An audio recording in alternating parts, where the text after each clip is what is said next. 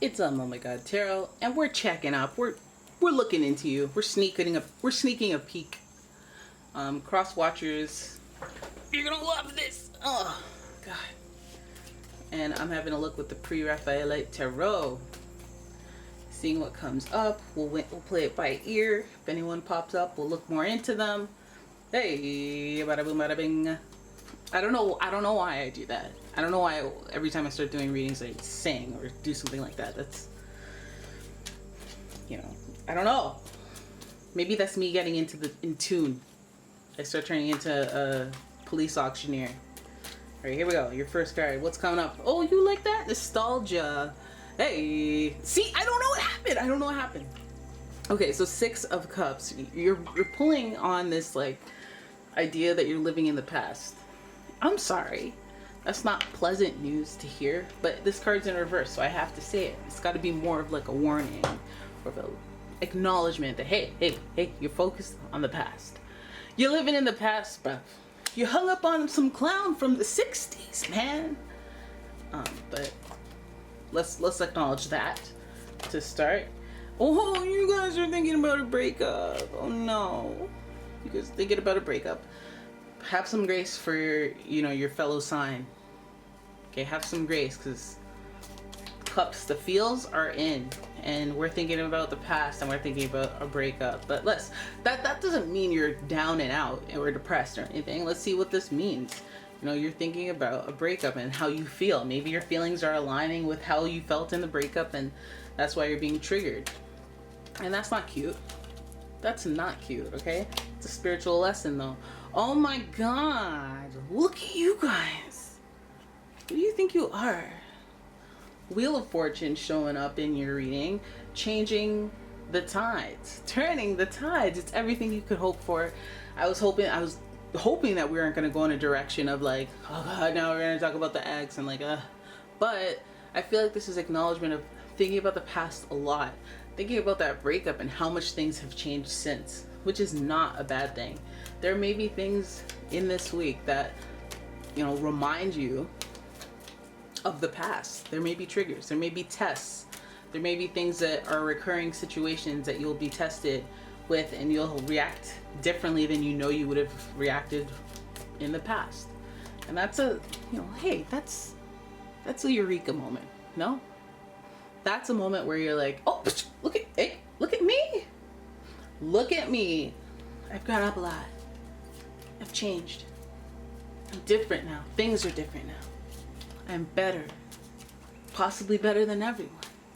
Look, because Wheel of Fortune is synthesis. There's change. Things are different. Situations are changed. Scenarios. And it's good energy. It's good fortune. It's good luck. So however badly you felt during this breakup, however it lingered on, it feels like you get to this place where you're looking back at it as like, wow, look at me.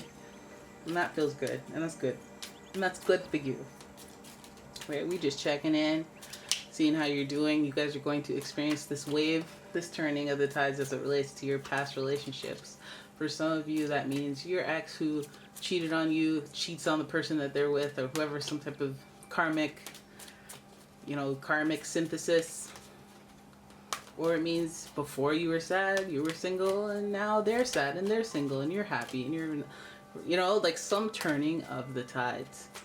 You're happy, you're single, you developed yourself, you're talking to someone, you're dating, you're keeping your options open, whereas this person is alone in a hole or frolicking. I don't know. Different places. This is like when you were dating somebody and you break up, and then like 20 years later they're like this like house dad, house mom, and they're like 100 pounds heavier. Not that matters, but paint the picture.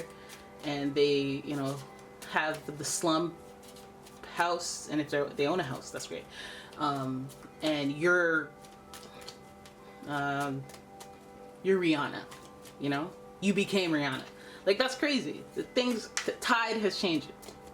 The tides have shifted. right? But let's keep going. Let's see what else you got going in your week, because that's a good feeling, and I'm glad I had to explore it a little bit. Be a little conservative this week about your things, your wins, because people want you to do well, but they don't want you to do better than them. So just people who are rooting for you are the ones that are going to celebrate when you're winning and support you when you're losing. So you know that. You don't need me to tell you that. This whole Four of Pentacles things tells you to be conservative if you're not already. Just hold your cards close to you is what I'm saying. Four of Pentacles, especially if there's a windfall of good luck. Don't start bragging. I feel like that's like a don't jinx it type of sign. Drive, determination, Cancer energy, boom bada. Cancer energy, yeah. We got that. And the Chariot gives us that drive and determination, that excitement. I feel like you'll be motivated. Like this will give you a second wave.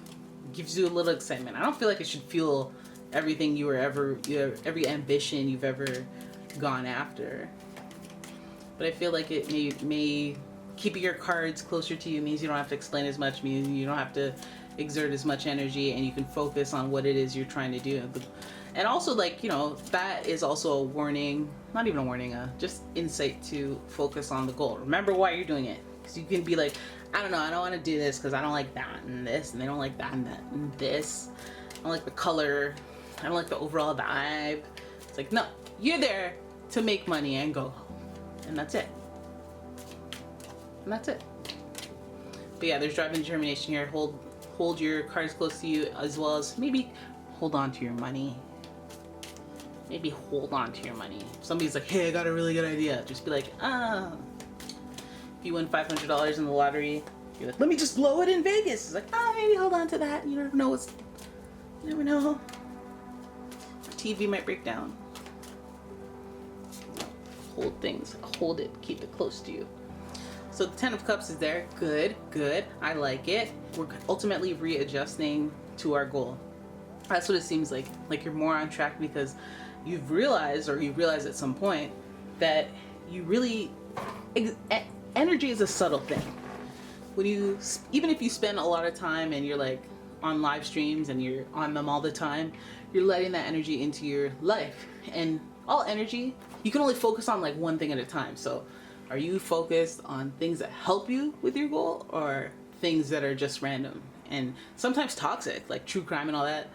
Like, it's all well and good to learn a story, but like imagine watching so much true crime that your vibe is like, you're all murdered. There's so many victims that you already know, and you wish you knew them. That's how they all start. Somebody that you just wish you knew, always had a smile on her face. So anyways, the Ten of Cups indicates that in the long run, you know how you want to feel. You know what you want to feel like. And a way towards that goal with that Chariot, especially Chariot, because it's connected to Cancer. You have to go with your feelings. You have to go with your gut. You have to go with how you feel to make decisions and to lead yourself to that Ten of Cups place, the place that you deserve, the place that's long overdue. And I think that this feeling's like maybe even a deja vu flash of what that feels like. That realization, that learning that things are better. Things had to go that way. Or maybe your capacity for love is so much stronger because of your heartbreak. There's some core lesson, but if you can see what I can't see, we see kind of like these intervals of happiness, of like hard work, difficult situations. These two horses, they're going to need water. You're going to need to clean their buttholes when they drop a deuce. It's not all glamour when you travel with horses. You got to shave off those like weird growths on their skin. Ugh. Anyways, but yeah, overall, Ten of Cups, good tides. Maybe a little delayed, maybe a little long overdue, but it's there. Alright, so that's looking good in the sun. Let's have a look at who we could be talking about, because this person's showing up, break up, whatnot, but it's not really about them, I don't suppose. But let's see. Let's see who aligns most with the feelings of that Wheel of Fortune and Ten of Cups. Who aligns with the positive feeling energy? Who aligns with this positive feeling energy? We have Capricorn, and the energy around you is serious, materialistic, and hardworking. It bestows shrewdness and cautious ambition. That might be a little bit of an indicator that you guys thrive or feel better. You feel better intrinsically when you're working or when you're trying to achieve something. Maybe you have a plan outlined and you're taking steps and checklists and stuff like that, working towards a goal, actively in progress of working towards a goal is what you like. You, okay, co-sign that ambition there. So this energy around you is dynamic and spontaneous. Crusading impulsive action is likely. The fire is there. Fire is there with this person. Fire to achieve.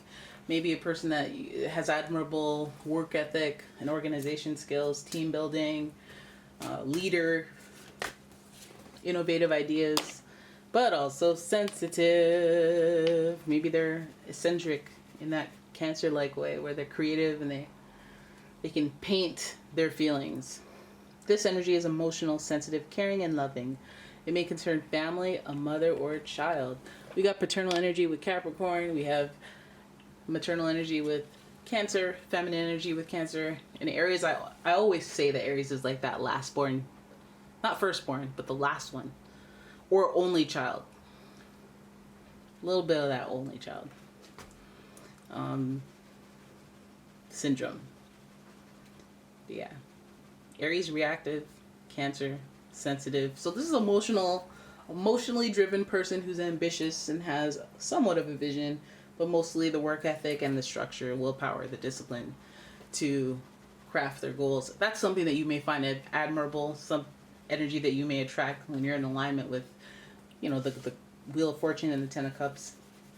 That's not bad. It's not bad energy. It's not bad energy to emulate. It's evident why you would find it admirable, and it's obvious why it would align with your goals. So there it is. That's your reading. I hope you guys enjoyed it. If you did, please give the video a thumbs up and subscribe to my channel. Leave a comment, share the video, and if you'd like your own personal reading, please check out that description. There's a link to my website as well as a link to my Etsy shop. And yeah, thank you so much. I'll see you in the next one.